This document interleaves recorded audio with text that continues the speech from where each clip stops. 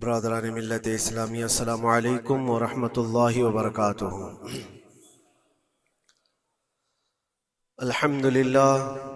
अल्हम्दुलिल्लाहिल हन्नानिल mannan अल्लज़ी खलक़ल इंसान व अल्लमहुल बयान वस्सलातु वस्सलामु अला रसूलिही सय्यिदिल इंसी वल जान व अला आलिही व अस्हाबिही ज़विल खैरि वल इहसान, अम्मा बअद। फ़अऊज़ु बिल्लाहि मिनश शैतानिर रजीम। बिस्मिल्लाहिर्रहमानिर्रहीम।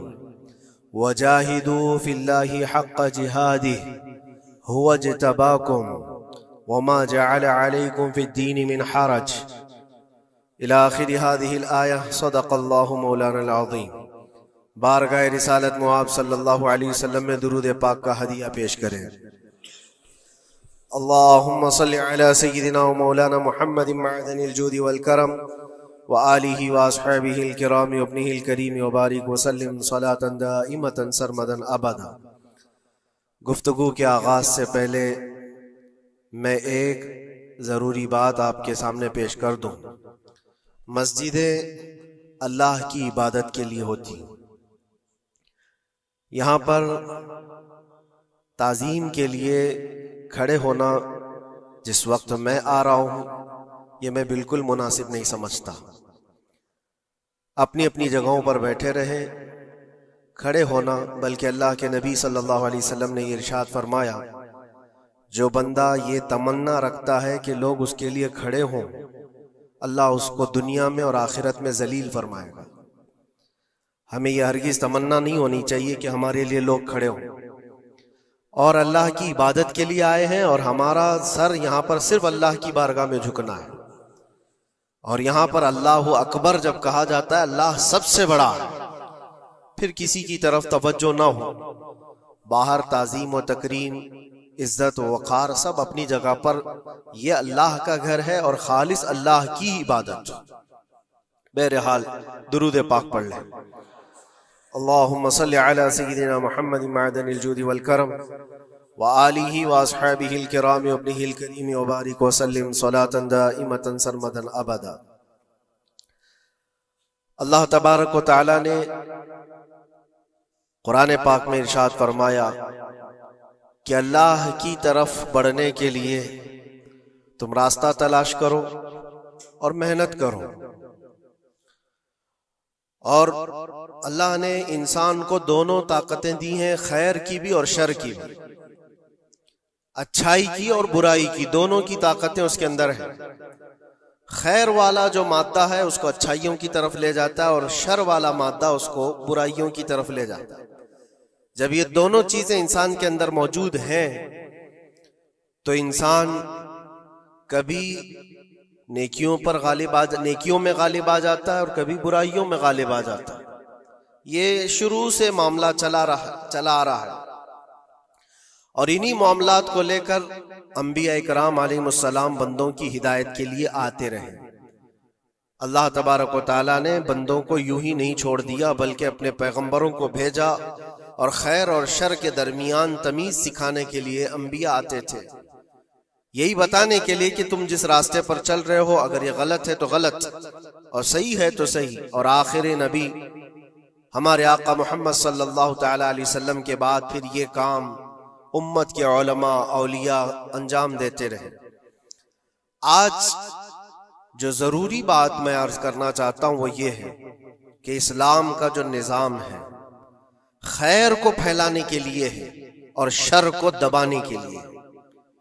इस्लाम पूरी ताकत इस पर लगाता है कि खैर का नश्र हो, उसकी तबलीग हो और बुराइयों से लोग बचें। और आपको पता है अल्लाह ताला ने हमारा लक़ब कुरान में क्या बयान फरमाया, कुंतुम खैर उम्मतिन, तुम खैर उम्मत हो, यानी बेहतरीन उम्मत हो।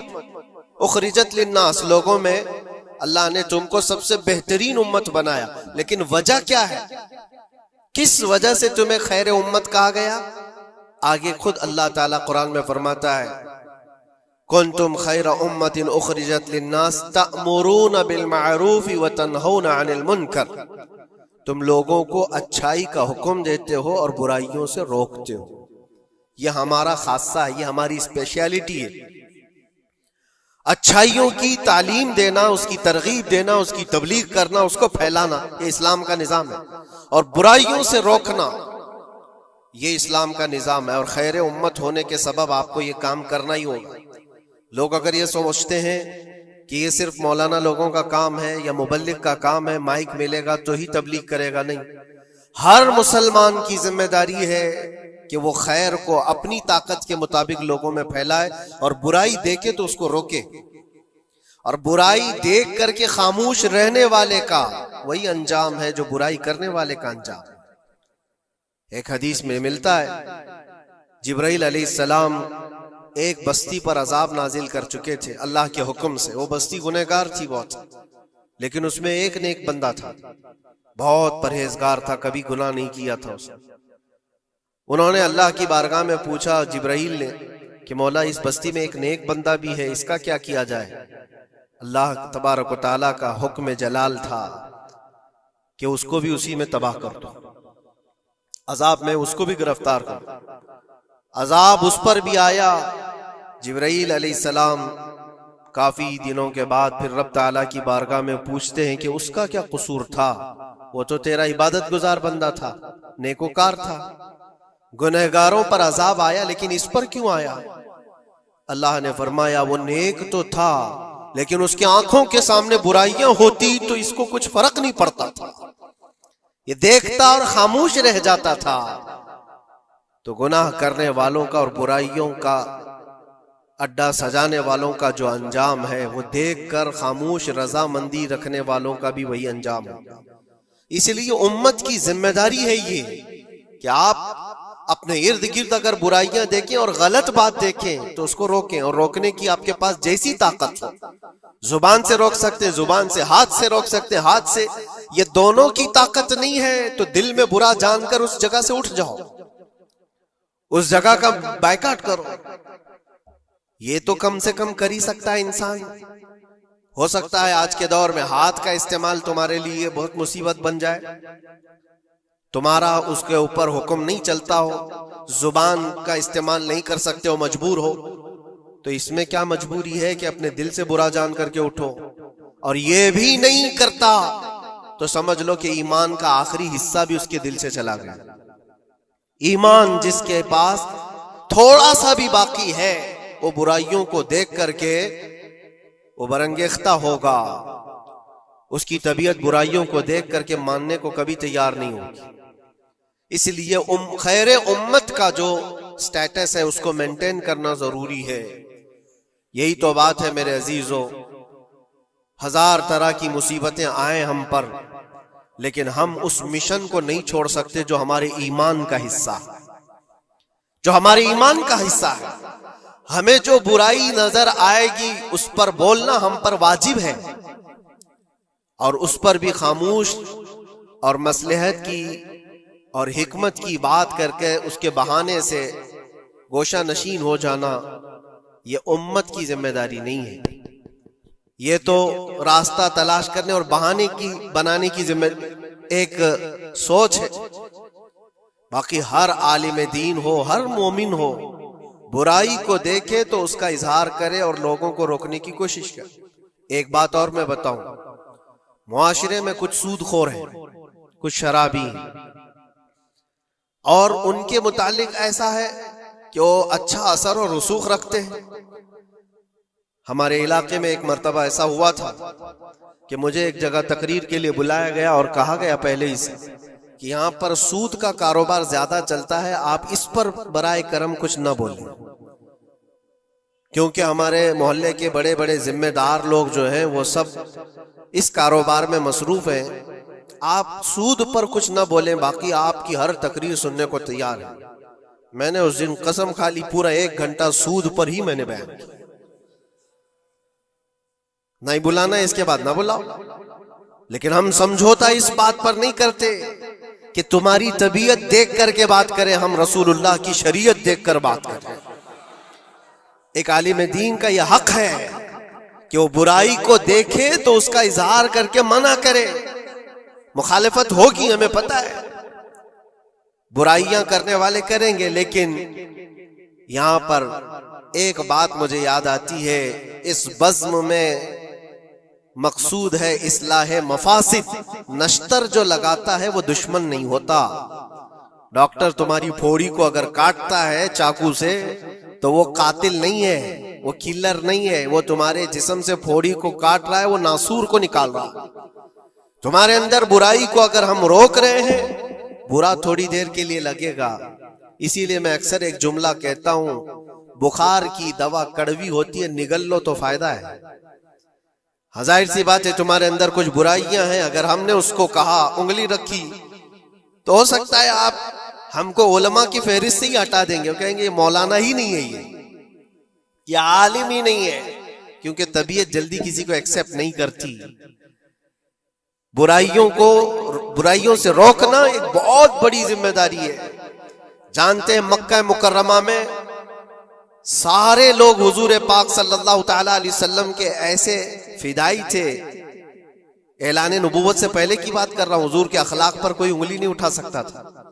जितनी अच्छाइयों का हुजूर ने हुक्म दिया सबको वो एक्सेप्ट करते थे, मानते भी थे, लेकिन जहां बुराइयों के लिए रोका कि ये गलत है, उसको एक्सेप्ट करने को तबीयत नहीं मानती। इतने सालों से हम करते आ रहे हैं, अभी आप आकर रोक रहे हैं, यही तो दुश्मनी शुरू हुई। और हम यहां पर इसी बात के लिए कहते हैं कि ये अल्लाह के नबी सल्लल्लाहु तआला अलैहि वसल्लम के फरामीन के मुताबिक और कुरान के मुताबिक एक बड़ा जिहाद है।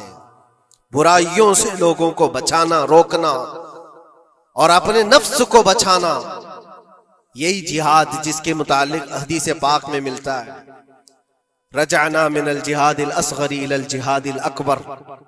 जो जंग होती है ना आमने सामने मैदानों में, इसको हुजूर ने फरमाया ये छोटा जिहाद है, और बुराइयों से लड़ना ये बड़ा जिहाद है। अपने नफ्स से लड़ना जो बुराइयों की तरफ हमें लेकर के जाता है, या बुराइयों से रोकना किसी को, ये बड़ा जिहाद है। यहाँ पहलवानी दिखाना, एक दूसरे को कुश्ती में पछाड़ देना, ये तो ताकत का खेल है, लेकिन किसी को बुराइयों से बाज लेकर के आ जाना, ये बहुत बड़ी ताकत का मुजाहरा करना होता है, बहुत बड़ी। अगर तुम्हारी जुबान से कोई बच गया बुराइयों से, तो समझ लो कि तुमने उसके साथ एक बहुत बड़ा कार्य खैर किया है। अल्लाह के नबी सल्लल्लाहु अलैहि वसल्लम फरमाते हैं हजरत अली से, या अली ला यहदियल्लाहु बिका रजुलन खैरुल लक मिनद दुनिया व मा फीहा। ऐ अली, तुम्हारे जरिए से अगर एक आदमी भी सीधे रास्ते पर आया तो पूरी दुनिया कमाने से बेहतर है, तुम्हारे पूरी दुनिया से बेहतर है। एक आदमी अगर सीधे रास्ते पर आ गया तो इस्लाम का पूरा निजाम ये है, खैर की तरफ लोगों को बुलाना और शर से लोगों को रोकना। और ये जिम्मेदारी अगर कौम भूलती चली जाएगी तो ये कयामत की निशानियों में से ये भी है। हुजूर पाक सल्लल्लाहु तआला अलैहि वसल्लम ने इरशाद फरमाया, लोग अच्छाइयों का हुक्म देना छोड़ चुके होंगे, बुराइयों से रोकना बंद कर चुके होंगे, हत्ता कि इनके आंखों के सामने रास्तों पर जिना ऐसे होगा जैसे गधे जोड़ा खाते हैं, जानवर जिना करते हैं, इस तरह से इंसान इनके आंखों के सामने किया करेंगे और ये कुछ नहीं कहेंगे। ये तबीयत आती जाएगी तो ये कयामत की निशानियों में से। आज यही हालात तो है। लोग ये कहते हैं कि उनका मसला उनके साथ, हम क्या कहें उनके लिए। नहीं मेरे अजीज, मैं जो बात कह रहा था वो बीच में रुक गई। मुआशरे में कभी सूदखोर होते, शराबी होते, बहुत सारे हैं, और गलत कामों में वो मुलविस हैं। क्या चीज है उनको तौबा करने पर, वो वापस आने पर मजबूर नहीं कर रही है? कौन सी चीज है जो उनको उनके गुनाह पर बढ़ावा दे रही है? क्या चीज है? कभी आपने सोचा? वो चीज यही है हम सब की। मुआशरे में अगर वो गलत था तो हमने उसके साथ दोस्ती वैसी ही बनाई रखी जैसे पहले थी। उसको एहसास होने ही नहीं दिया कि तूने गलत किया है या गलत कर रहा है। उसका मिलना जुलना, उठना बैठना सब अच्छे लोगों के साथ वैसे ही चल रहा है। इमाम साहब भी मिल रहे हैं, उसको सारा रिस्पेक्ट वैसे ही मिल रहा है, तो वो यही समझता है मैं जो कुछ कर रहा हूं अच्छा कर रहा हूं। और अगर कौम की तमाम जिम्मेदार लोगों ने एक बात ये तय किया कि तू ये गलत कामों में है, हम आज से तेरे साथ कोई ताल्लुक नहीं रखेंगे, कभी तेरे साथ किसी दावत में ना आएंगे ना बुलाएंगे। इससे होता क्या है लोगों को ऐसा लगता है कि हम बाइकआउट का कोई मिशन चला रहे, नहीं, इससे उसको एहसास होता है कि मैं मजलिस में बैठने के लायक नहीं हूं, मैं तौबा कर लूं ताकि बैठने के लायक बन सकूं, इन बुराइयों से बाज आ जाऊं। और तुम्हारे मिलन जुलन की वजह से ये सारे, आज लोग पहले छुप करके करते थे, आज ओपनली ये सारे काम करने लगे। लोग जो है पहले डरते थे कि कौम में लोगों को पता चल जाए मेरा धंधा क्या है तो पता नहीं मेरे साथ लोग कैसा सलूक करेंगे। आज वो निडर है, शेर है, कुछ नहीं होता। आज लोग जिसके पास पैसा ज्यादा है उसकी इज्जत करते हैं, उसके साथ सांठ गांठ वैसी होती है, सब अच्छे लोग भी उसके यहाँ आते हैं जाते हैं, सब होता है। अजीजा ने गिरामी वकार, बुराइयों से रोकने का निजाम जो हमारा खत्म होता जा रहा है, ये कयामत की बड़ी निशानियों में से। आज आपकी और हमारी जिम्मेदारी इतनी तो है कि उन महफिलों से अपने आप को दूर कर लो जहां ये सारे काम हो रहे हैं। गलत जो भी है उसको तुम्हारा दिमाग खुद ही पहचानता है गलत क्या है। अल्लाह ताला ने इतनी हिदायत हर बंदे को अता की, हर बंदे को। अल्लाह ने कुरान में फरमाया, अलम नजअल लहू ऐनैन व लिसानन व शफतैन व हदैनाहुन नजदैन, हमने दो चीजें ऐसी नहीं दी हैं तुम्हें जो खैर और शर को पहचानती हैं। हर इंसान, आपको किसी ने बताया नहीं कि आग गर्म होती है, बचपन से बताया नहीं जाता है। इंसान अपनी खुद तजुर्बात से या देख देख करके समझता है, वो आग में हाथ डालता नहीं है। क्या उसकी कोई ट्रेनिंग दी गई है बचपन से कि आग में हाथ डालना नहीं चाहिए? तुम्हारी तबीयत ने खुद ही फैसला किया है कि ये जलाती है चीज, ये गर्म है, ये नुकसानदेह है। तो ये हिदायत अल्लाह ने हर बंदे को अता की है। क्या आपने अपने बच्चों को या आपको किसी ने बचपन से सिखाया है कि जो गंदगी है, जो गलाजत है, पखाना हो, गोबर हो, ये नहीं खाया जाता? ये चीजें सिखाई नहीं जाती। इंसान की तबीयत में है कि उसको एक्सेप्ट नहीं करती तबीयत, दिमाग खुद ही कहता है ये गंदी है, ये बुरी है। तो इतनी हिदायत तो अल्लाह की तरफ से है खैर और शर को पहचानने की। और कुछ ऐसी बारीकियां हैं जिसको उलमा बयान करते हैं, ये बुरा है और ये अच्छा है। अजीजा ने गिरामी वकार, आज उम्मत की ये बहुत बड़ी जिम्मेदारी है जिसको फरामोश किया जा रहा है।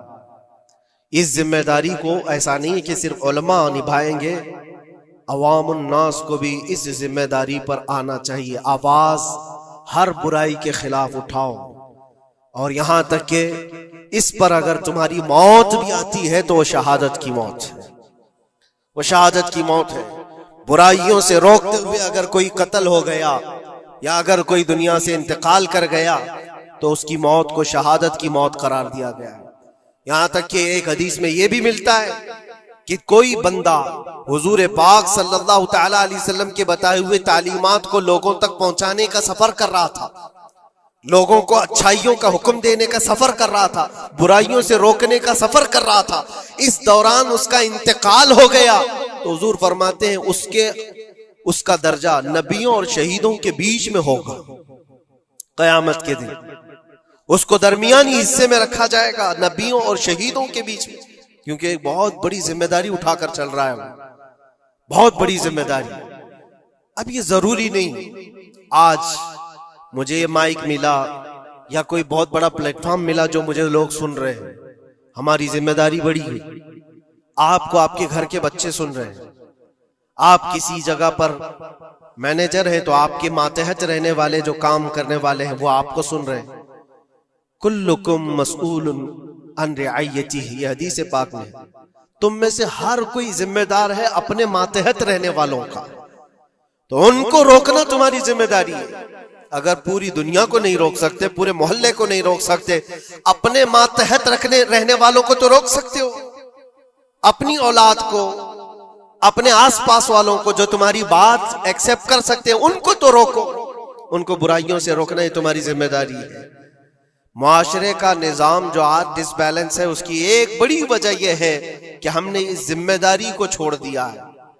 होता क्या है मैं आपको बताऊं, कुछ घरों से हमें ये शिकायत मिली, बच्चे ऐसे हो गए वैसे हो गए, माँ को उल्टा कह रहे हैं, बाप को गालियां दे रहे हैं, आज ये अपनी मर्जी की चला रहे हैं, फला है वो है। कब तुम्हें ये होश आ रहा है? जब वो 20-25 साल के हो गए।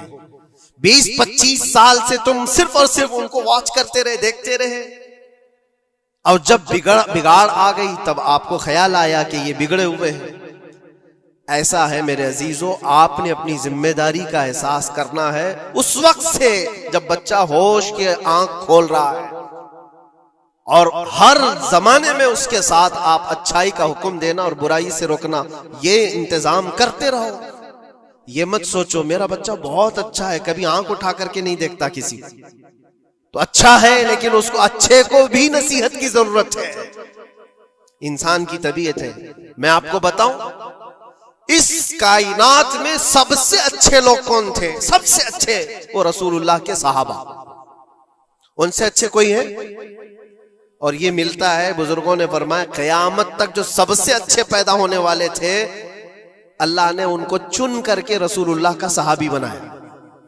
सबसे अच्छे लोग थे वो, सबसे अच्छे। लेकिन उन सबसे अच्छे लोगों को भी रसूल पाक सल्लल्लाहु अलैहि वसल्लम 8 दिन से ज्यादा गैप नहीं देते थे, उनको नसीहत करते रहते। जो दुनिया के सबसे अच्छे लोग हैं उनको नसीहत की जरूरत है, तो इस बिगड़े हुए दौर में हम सबको कितनी जरूरत है। वो सिर्फ आपको नहीं, मुझे भी जरूरत है। हम भी ढूंढने के लिए निकलते हैं किसी मशाइख के पास, बैठे वहां पर उनकी नसीहतें हमारे दिल पर असर करें। अज़ीज़ान गिरामी वक़ार, इस जिम्मेदारी से आप कभी अपने आप को सुबुकदोश मत करना। 8 दिन के लिए भी नहीं, अपने मातहत जो है कोई ना कोई चीजें उनको अच्छाइयों का हुक्म देते रहे। इसका असर ये होगा कि अल्लाह की बारगाह में कल आपकी पकड़ नहीं होगी, आपने अपनी जिम्मेदारी पूरी की। वरना क़यामत के दिन ये तुम्हारे नीचे रहने वाले खुद तुम्हारे खिलाफ मुकदमा करेंगे। यहाँ तक कि एक रिवायत में ये भी मिलता है कि एक बंदा अल्लाह की बारगाह में ये मुकदमा कर दिया था कि मेरा पड़ोसी जो आज जन्नत जा रहा है, ऐ अल्लाह उसको तू जन्नत भेज रहा है, मेरे पड़ोस में रहता था, उसकी नमाजें पूरी हैं। फरिश्तों के जरिए से कहा जाता है हाँ उसकी नमाजें पूरी हैं, हिसाब में मुकम्मल है। तो ये मुकदमा इस बात पर करता है कि अल्लाह उसको रोक दे, इतनी दिन वो नमाज पढ़ता था, एक दिन मुझे बुलाता नहीं था, खुद अपनी नमाजें तो पूरी कर लिया लेकिन मुझे एक दिन नहीं बुलाया, मैं आज जहन्नम में जा रहा हूं। तो उसे रोक करके पूछा जाएगा क्या तेरी ये जिम्मेदारी नहीं थी कि तेरा पड़ोसी था, तेरी इज्जत करता था, तेरे मातहत था, तो एक दिन भी तूने खैर की तरफ उसको नहीं बुलाया? ये जिम्मेदारी आप सोचो, हम सब की ये जिम्मेदारी है अपने मातहत रहने वालों के लिए। अल्लाह तबारक व तआला हमारे इस निजाम को जो सहाबा इकराम रिदवानुल्लाह तआला अलैहिम अजमईन ने कायम फरमाया था हुजूर पाक की तालीमात से, वापस फिर से वो जिंदा हो जाए। अजीज़ान